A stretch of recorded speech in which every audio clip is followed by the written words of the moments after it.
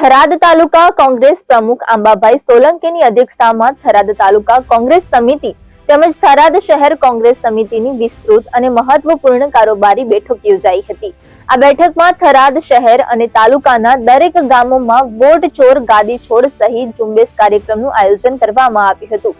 આ કાર્યક્રમને સફળ બનાવવા માટે વિવિધ આગેવાનોને તેમની ફરજો અને જવાબદારીઓ સોંપવામાં આવી હતી।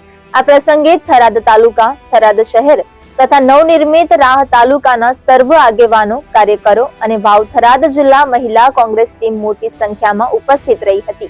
કાર્યક્રમને સફળ બનાવવા માટે સૌએ આપેલ સહયોગ બદલ આયોજકો દ્વારા સૌનો હૃદયપૂર્વક આભાર માનવામાં આવ્યો હતો।